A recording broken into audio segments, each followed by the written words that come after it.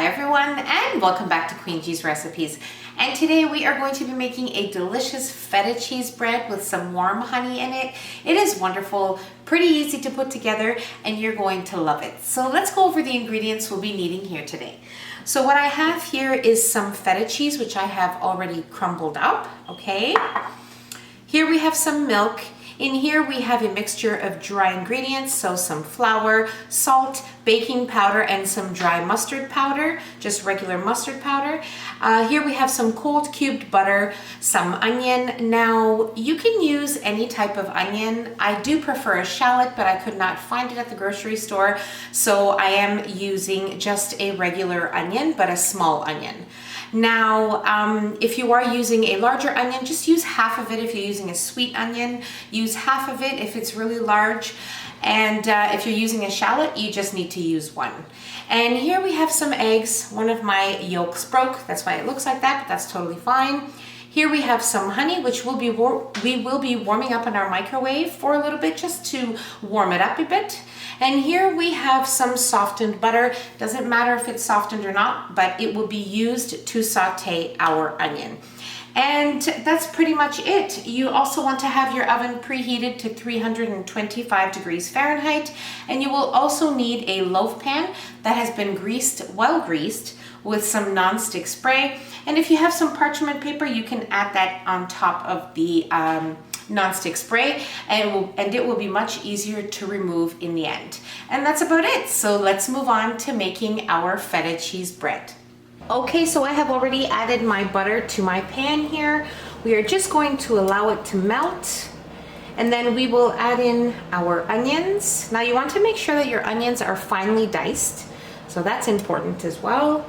And then we will cook them through until they are nice and tender, so a few minutes.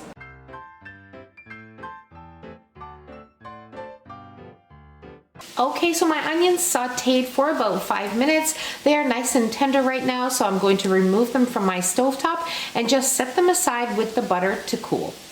Okay, so in a separate measuring cup, we are going to add in our eggs, our milk, and our honey.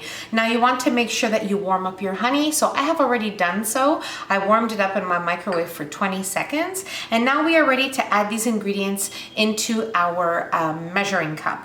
And then once we have done that, we will set that aside and we will work on our dry ingredients.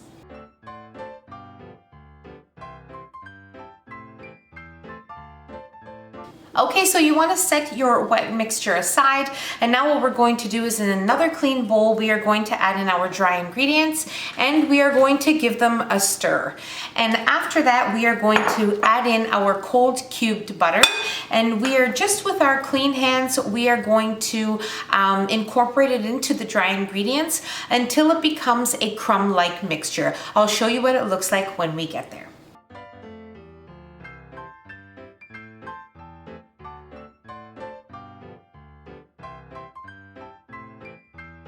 Okay, so this is what your crumbled mixture should look like, okay? And now we have our wet ingredients here, and we are just going to give them another mix with our whisk, and we are going to add it into here, and then with our spatula, we are just going to mix it together.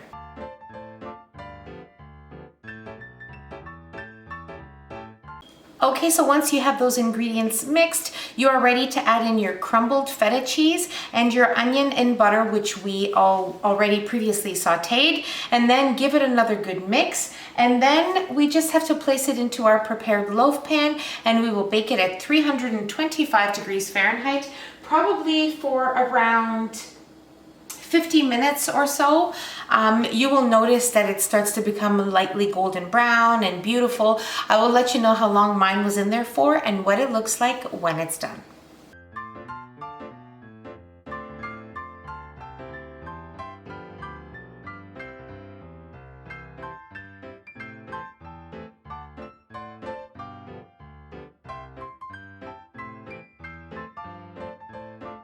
Okay, so my feta cheese bread baked for exactly 50 minutes, and now I let it stay in the pan for about 10 minutes, and I removed it onto my cooling rack, as you can see here, and it's been sitting here probably for about half an hour, and now we are ready to slice it and try it.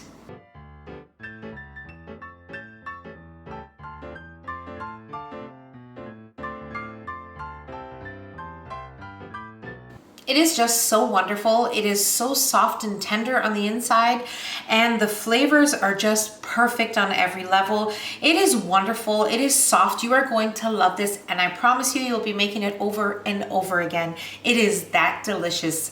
And that's about it. Really easy to put together, and I really hope you guys enjoyed this video. So if you enjoyed the video, don't forget to give us a nice big thumbs up. Don't forget to subscribe if you haven't already, and hit the notification bell so you will be notified every time I upload a new and delicious recipe.